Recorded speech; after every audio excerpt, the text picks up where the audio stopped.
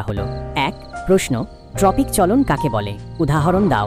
উত্তর, যখন উদ্ভিদের অঙ্গের চলন উদ্দীপকের উৎসের দিকে বা বিপরীত দিকে হয় তখন তাকে ট্রপিক চলন বলে। উদাহরণ, আলোর দিকে কাণ্ডের বৃদ্ধি, ফটোট্রপিজম।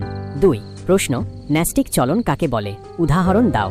উত্তর, যখন উদ্ভিদের অঙ্গের চলন উদ্দীপকের তীব্রতা দ্বারা নিয়ন্ত্রিত হয় কিন্তু উদ্দীপকের উৎসের দিকে বা বিপরীত দিকে হয় না, তখন তাকে ন্যাস্টিক চলন বলে। উদাহরণ, স্পর্শ করলে লজ্জাবতীর পাতা মুদে যাওয়া, সিসমোন্যাস্টি। ৩ প্রশ্ন ফটোট্রপিজম এবং জিওট্রপিজমের মধ্যে দুটি পার্থক্য লেখো। উত্তর, ফটোট্রপিজম আলো উদ্দীপকের প্রভাবে হয়, জিওট্রপিজম অভিকর্ষ উদ্দীপকের প্রভাবে হয়। ফটোট্রপিজমে কাণ্ড আলোর দিকে বেঁকে যায়, জিওট্রপিজমে মূল মাটির দিকে বেঁকে যায়। ৪ প্রশ্ন অক্সিন হরমোনের দুটি গুরুত্বপূর্ণ কাজ উল্লেখ করো। উত্তর, অক্সিন হরমোন কোষের দৈর্ঘ্য বৃদ্ধি করে উদ্ভিদের বৃদ্ধিতে সাহায্য করে। এটি অগ্রস্থ প্রকটতা বজায় রাখে এবং পার্শ্বীয় মুকুলের বৃদ্ধি ব্যাহত করে। ৫ প্রশ্ন জিব্বেরেলিন হরমোনের প্রধান কাজ কি? উত্তর, জিব্বেরেলিন হরমোন উদ্ভিদের কাণ্ডের দৈর্ঘ্য বৃদ্ধি করে এবং বীজের সুপ্তাবস্থা ভঙ্গ করতে সাহায্য করে। ৬ প্রশ্ন সাইটোকাইনিন হরমোনের দুটি কাজ লেখো। উত্তর, সাইটোকাইনিন হরমোন কোষ বিভাজন ও কোষের বৃদ্ধিতে সাহায্য করে। এটি পত্রমোচন বিলম্বিত করে এবং ক্লোরোফিলের ধ্বংস রোধ করে। ৭ প্রশ্ন উদ্ভিদ হরমোন এবং প্রাণী হরমোনের মধ্যে প্রধান পার্থক্য কি? উত্তর, উদ্ভিদ হরমোন উদ্ভিদের নির্দিষ্ট কিছু অংশে উৎপন্ন হয় এবং ব্যাপন প্রক্রিয়ার মাধ্যমে সারা দেহে ছড়িয়ে পড়ে। প্রাণী হরমোন অন্তঃক্ষরা গ্রন্থি থেকে নিঃসৃত হয়ে রক্তের মাধ্যমে সারা দেহে বাহিত হয়। ৮ প্রশ্ন প্রাণীদেহের কোন গ্রন্থিকে প্রভু গ্রন্থি বলা হয় এবং কেন? উত্তর, প্রাণীদেহের পিটুইটারি গ্রন্থিকে প্রভু গ্রন্থি বলা হয় কারণ এটি অন্যান্য অন্তঃক্ষরা গ্রন্থির ক্ষরণ নিয়ন্ত্রণ করে।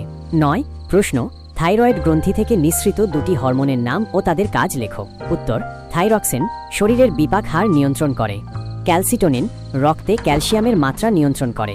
১০ প্রশ্ন অ্যাড্রিনালিন হরমোনের দুটি কাজ উল্লেখ করো। উত্তর, অ্যাড্রিনালিন হরমোন হৃদস্পন্দন ও রক্তচাপ বৃদ্ধি করে। এটি শ্বাস প্রশ্বাস দ্রুত করে এবং পেশি সঞ্চালনের জন্য বেশি শক্তি সরবরাহ করে। ১১ প্রশ্ন স্নায়ুতন্ত্রের গঠনগত ও কার্যগত একক কি? উত্তর, স্নায়ুতন্ত্রের গঠনগত ও কার্যগত একক হল নিউরন বা স্নায়ুকোষ। ১২ প্রশ্ন নিউরনের প্রধান অংশগুলির নাম লেখো। উত্তর, নিউরনের প্রধান অংশগুলি হল কোষদেহ, ডেনড্রন এবং অ্যাক্সন। ১৩ প্রশ্ন সিনাপস কাকে বলে? উত্তর, দুটি নিউরনের সংযোগস্থলকে সিনাপস বলে, যেখানে একটি নিউরনের অ্যাক্সনের শেষ প্রান্ত এবং অন্য নিউরনের ডেনড্রনের শুরু মিলিত হয়। ১৪ প্রশ্ন কেন্দ্রীয় স্নায়ুতন্ত্রের দুটি অংশের নাম লেখো। উত্তর, কেন্দ্রীয় স্নায়ুতন্ত্রের দুটি অংশ হল মস্তিষ্ক এবং সুষুম্নাকাণ্ড। ১৫ প্রশ্ন গুরু মস্তিষ্কের প্রধান কাজ কি? উত্তর, গুরু মস্তিষ্ক বুদ্ধি, স্মৃতি, চিন্তা, চেতনা, ইচ্ছাশক্তি এবং ভাষা নিয়ন্ত্রণ করে। ১৬ প্রশ্ন ছোট মস্তিষ্কের প্রধান কাজ কি? উত্তর, ছোট মস্তিষ্ক দেহের ভারসাম্য রক্ষা করে এবং পেশি সঞ্চালনে সাহায্য করে। ১৭ প্রশ্ন প্রতিবর্ত ক্রিয়া কাকে বলে? একটি উদাহরণ দাও। উত্তর, বাহ্যিক বা অভ্যন্তরীণ কোনো উদ্দীপকের প্রভাবে হঠাৎ এবং অনিচ্ছাকৃতভাবে যে সাড়া সৃষ্টি হয় তাকে প্রতিবর্ত ক্রিয়া বলে। উদাহরণ, গরম বস্তুতে হাত লাগলে দ্রুত হাত সরিয়ে নেওয়া। ১৮ প্রশ্ন সংবেদী অঙ্গ কাকে বলে? মানবদেহের প্রধান সংবেদী অঙ্গগুলির নাম লেখো। উত্তর, যে অঙ্গগুলি পরিবেশ থেকে উদ্দীপনা গ্রহণ করে স্নায়ুতন্ত্রে প্রেরণ করে তাদের সংবেদী অঙ্গ বলে। মানবদেহের প্রধান সংবেদী অঙ্গগুলি হল চোখ, কান, নাক, ত্বক ও জিহ্বা। ১৯ প্রশ্ন চোখের লেন্সের প্রধান কাজ কি?